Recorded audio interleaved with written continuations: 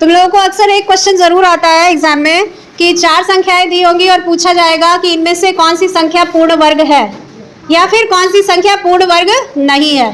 तो इसके लिए जो नियम तुम लोगों को पता होना चाहिए वो ये है कि किसी भी पूर्ण वर्ग संख्या की इकाई का स्थान क्या क्या हो सकता है। क्या क्या हो सकता है? 0, 1, 4, 5, 6 या 9। अगर इनमें से कोई भी अंक इकाई के स्थान पे है तो दी गई संख्या पूर्ण वर्ग होगी। ठीक है। और अगर दी गई संख्याओं में इकाई का स्थान 2, 3, 7 या 8 होगा तो वो कैसी संख्या होगी? वो पूर्ण वर्ग संख्या नहीं होगी। ठीक है। तो जो क्वेश्चन तुमको दिया है उसमें ऑप्शन क्या क्या दिए हैं? तो क्वेश्चन 163 में दिया है पूर्ण वर्ग संख्या इनमें से कौन सी है?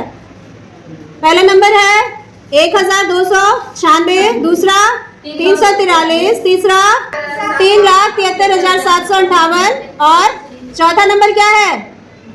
पढ़ के ही बता दो हमको। 2,20,34,087। ठीक है ना। तो अब इसमें से कौन सी संख्या पूर्ण वर्ग होगी? तुमको नंबर नहीं देख रहे हैं कितना बड़ा बड़ा नंबर है। ठीक है। तुमको खाली इकाई का स्थान देखना है। किसमें कौन सा होगा? 1296। इकाई का स्थान 6 है। बाकी में इकाई का स्थान 3 है, 8 है और 7 है। तो 3, 8 और 7 जो है वो इकाई पे नहीं होने चाहिए। ठीक है। तो इस तरह से पता करेंगे कि दी हुई संख्या पूर्ण वर्ग है या नहीं है। ओके। अब एक क्वेश्चन इसमें पूछा है कि यदि तुमको 144 का वर्गमूल बताया गया है 12 है। वैसे तुमको पता भी है, पता है ना। तो तुमको 0.0000144 का वर्गमूल निकालना है। इसमें कितने जीरो है? दशमलव के बाद 5 जीरो है।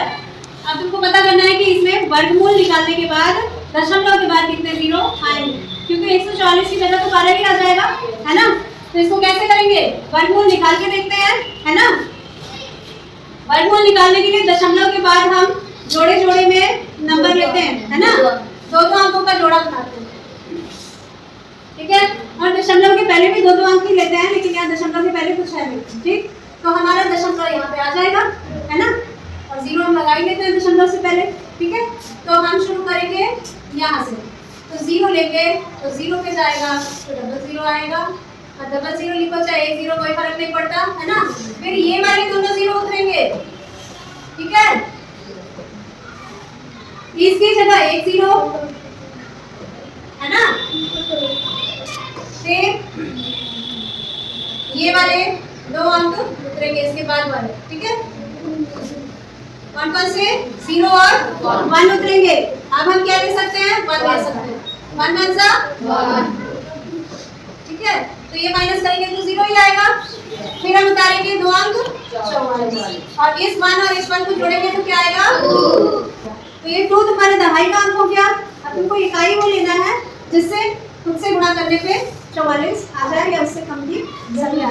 तो 2 लेंगे तो 22 गुना क्या हो जाएगा? 42। तो माइनस करेंगे 0 हो जाएगा। ठीक है। तो तुम्हारा वर्गमूल कौन सा है? ये होगा कि ये होगा? है ना। ये तुम्हारा वर्गमूल समझ आया। वर्गमूल निकालने का तरीका एक बार जान लो तुम लोग। अगर दशमलव वाली संख्या है तो दशमलव के पहले दो अंकों का जोड़ा बनेगा और दशमलव के बाद अलग से दो अंकों का जोड़ा बनेगा। ठीक है। और जोड़े जोड़े में ही इसको भाग दिया जाता है, जैसे भाग लेते हैं। ठीक है। इसमें हमेशा जोड़े में ही संख्याओं को उतारते हैं, जोड़े में ही भाग देते हैं। ठीक है। और हर स्टेप में क्या करते हैं? इधर वाली संख्या को इससे जोड़ देते हैं और इकाई का स्थान छोड़ देते हैं। इकाई का स्थान अगले स्टेप में लिया जाता है और उसी इकाई के स्थान वाले अंक से ही हम गुणा भी करते हैं। ठीक है। ये वर्गमूल में कितने अंक होंगे ना? अंकों की संख्या क्या होगी? इस संख्या को क्या पढ़ोगे तुम लोग? पहले ये बता दो। 65 करोड़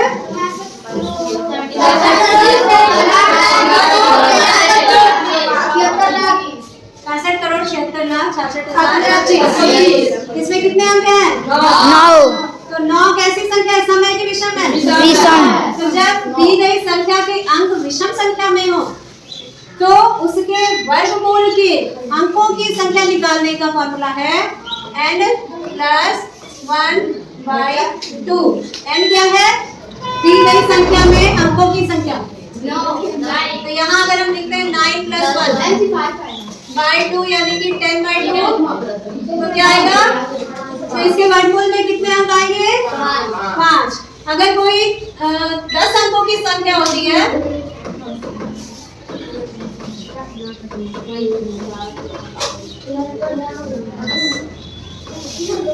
के वर्गमूल में 10 कैसा नंबर है? सम है ना? तो कोई भी सम संख्या ले लो, मतलब सम संख्या में जिसके अंक हो 8 अंक हो, 10 अंक हो, 6 अंक हो, 4 अंक हो, ठीक है? इसके वर्गमूल में अंकों की संख्या का क्या फॉर्मूला है? n by 2। n यहाँ कितना है? 10 है, तो सीधा ही 10 बाई 2 निकल जाएगा, ठीक है? इसी प्रकार अगर 6 अंकों का संख्या है परफेक्ट स्क्वायर यानी कि पूर्ण वर्ग, तो उसके वर्गमूल में अंकों की संख्या कितनी होगी? 6 अंकों की पूर्ण वर्ग संख्या के वर्गमूल में अंकों की संख्या कैसे निकालेंगे? क्या फॉर्मूला बताया? n प्लस 1 इसमें नहीं आएगा क्योंकि ये सम संख्या है। 6 अंक क्या है? सम संख्या, तो इसमें सीधा n बाई 2 निकलेगा। अगर 7 अंक का हो जाएगा तब क्या होगा? है ना? यहाँ तो 6 बाई 2 यानी कि कितना हो गया? 3 हो गया। अगर 7 अंक हो गया तो 7 अंक हो गया तो क्या होगा? 5 से सूत्र n plus 1 by 2। n plus 1 by 2 7 अंक हो गया मतलब। तो वर्गमूल में आपको कितने होंगे? n प्लस 1 बाई 2 यानी कि 7 प्लस 1 बटा 2 यानी 8 बटा 2 यानी 4। तरीका समझ गए? आपको कोई वर्गमूल नहीं निकालना है, कुछ भी नहीं करना है, खाली अंक गिन लेने हैं कि कितने अंकों की संख्या है। समझ आया?